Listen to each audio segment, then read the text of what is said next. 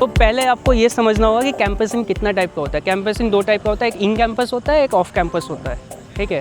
तो off campus में और इन कैंपस में क्या डिफरेंस होता है मैं बता देता हूँ। इन कैंपस में थोड़ा सा लिबर्टी रहता है क्योंकि कॉलेज के साथ उस पर्टिकुलर कंपनी का टाई अप रहता है, ठीक है।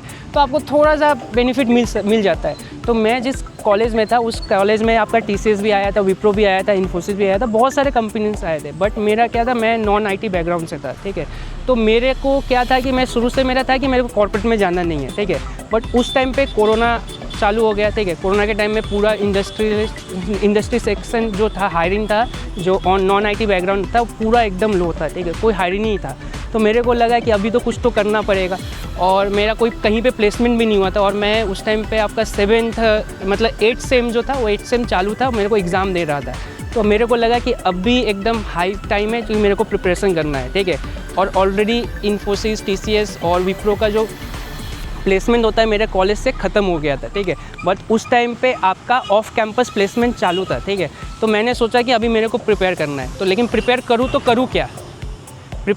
करूँ क्या, तो ये चीज़ का लेके मैंने थोड़ा सा रिसर्च किया, थोड़ा सा यूट्यूब में टाइम दिया, गूगल किया क्या करना चाहिए। तो मेरे को एक चीज़ अंडरस्टैंडिंग हो गया, 2 चीज़ आपको प्रिपेयर करना है। एक है आपका एप्टीट्यूड और दूसरा है कोडिंग।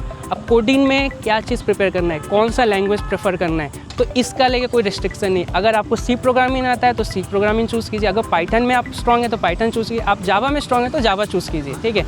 ऐसा करके कुछ नहीं है कि मैं ये प्रोग्रामिंग लैंग्वेज मेरे को आता है तो मेरे को बेनिफिट मिलेगा। आप कोई भी प्रोग्रामिंग लैंग्वेज सेलेक्ट कीजिए, बट उसका बेसिक जो होता है बहुत आपको स्ट्रॉन्ग रखना है, फंडामेंटल बहुत स्ट्रॉन्ग रखना है। अगर ये स्ट्रॉन्ग रहेगा तो जो आप एग्ज़ाम देंगे तो वहाँ पे सूडो क्वेश्चंस आता है, सूडो कोड आता है, तो सूडो कोड को आप इजीली सॉल्व कर सकते हैं। और जब इंटरव्यू होगा तो इंटरव्यू में आपको एक चीज़ याद रखना, अपना रिज्यूमे जो होता है, रिज्यूमे में please don't mention multiple programming language, ठीक है।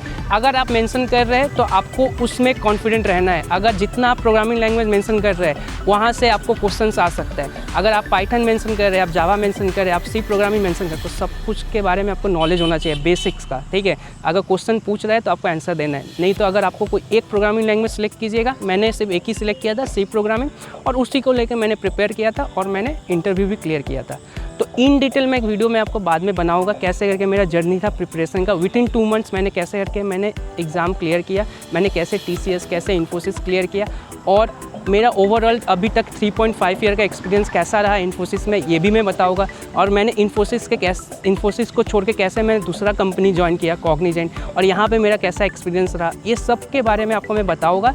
तो आप ये चैनल को सब्सक्राइब कर लीजिए और लाइक कर दीजिए, जिससे कि आपको जो मेरा जर्नी है और जो कैसे करके मैंने फॉलो किया है, अपना प्रिपरेशन स्ट्रेटेजी क्या है, सब कुछ मैं आपको बताऊंगा, जिससे कि आप कुछ मिस ना कर पाए।